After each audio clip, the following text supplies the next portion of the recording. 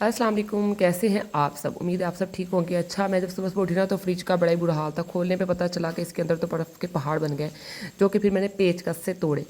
तो आप लोग ऐसा ना कीजिएगा, ये बड़ा ख़तरनाक ट्रिक होता है फ्रिज को साफ़ करने का। मेरी फ्रिज तो वैसे भी 10-12 साल पुरानी है, तो मैं अब नई लेने की ट्राई में हूँ।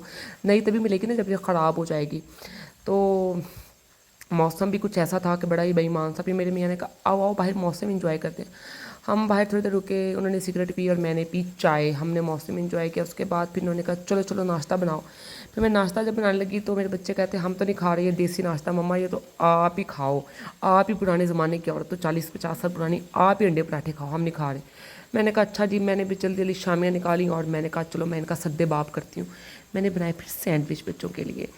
अच्छा, साथ साथ काम कर रही थी, सोच रही थी कि ज़िंदगी कितनी बदल गई है ना। हमारी माएँ मतलब जो भी नाश्ता बनाती थी हम चुप करके कर लेते थे। मुझे आज भी याद है कि दादू बैठी होती थी चार पे पे, अल्लाह ताला जन्नतुल फिरदौस में आला मुकाम अता फरमाए।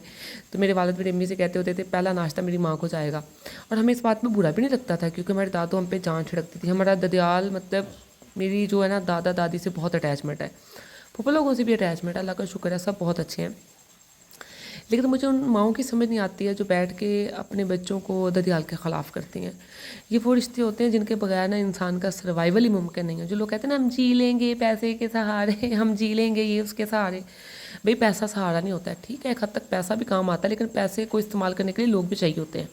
ये ना हो आप इस तरह मर्ग पे पड़े हैं, पैसा तो पास है, तो पैसे के साथ आपको कोई फैसिलिटीज़ ही ला के देने वाला ना हो, फिर ऐसे पैसे को क्या करना है।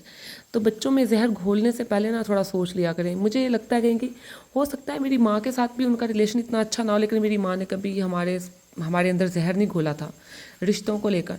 हाँ, हम बड़े हुए हैं, चीज़ों को खुद से अंडरस्टैंड किया, समझा, तो फिर समझ आई है। लेकिन हमारी वालदा ने कभी नहीं कहा कि फ़लाँ से नहीं बोलना है, फ़लाँ से नहीं बोलना है, फ़लाँ से ये नहीं करना, वो नहीं करना। मतलब इवन कि वो तो जब मेरी शादी हुई थी ससुराल की शिकायत भी नहीं सुनना गवारा करती, बिल्कुल भी नहीं। मेरे अब्बू जो थे ना, अल्लाह ताला जन्नत में जगह अता फरमाए, वो सुन लेते थे, समझा देते थे। मेरी वालदा इस मामले में बहुत सख्त है। फिर मुझे बैठी को कभी कभी ख्याल आता है कि अगर वो इतनी ज़िंदगी जी गई है ना अपने ससुराल में बड़ी अच्छी सी इज़्ज़त के साथ, तो इसका मतलब ये है कि उन्होंने बहुत कुछ बर्दाश्त किया होगा, लेकिन ये कि उन्होंने जहर नहीं घोला। और मुझे भी इतना अच्छा लगता है जब मेरे बच्चे अपने अपने चाचू के साथ, अपने ताए के साथ, अपने दादा के साथ अच्छा रिलेशन रखते हैं, बातचीत करते हैं। अब कल इन्होंने अपने ताया को ना आम भिजवाए। मेरे जो जेठ है ना वो एक पहाड़ी इलाके में रहते हैं, वहाँ पे आम आपको पता है फिर फ्रूट अच्छा मिलना मुश्किल होता है। तो वो कल इनके ताया बड़े खुश थे, उन्होंने इनके लिए सॉन्ग बना के भेजा कि जी बड़ा शुक्रिया बच्चों का, इन्होंने आम भेजे हैं ये वो।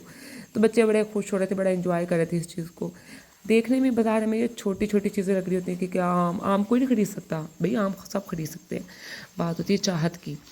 तो मुझे उन औरतों पे हैरत होती है जो बैठ के किसी के ख़िलाफ़ भी जहर घोलती हैं। वो अपने बच्चों की कैसी तरबियत करेंगी, आप भी बताइएगा।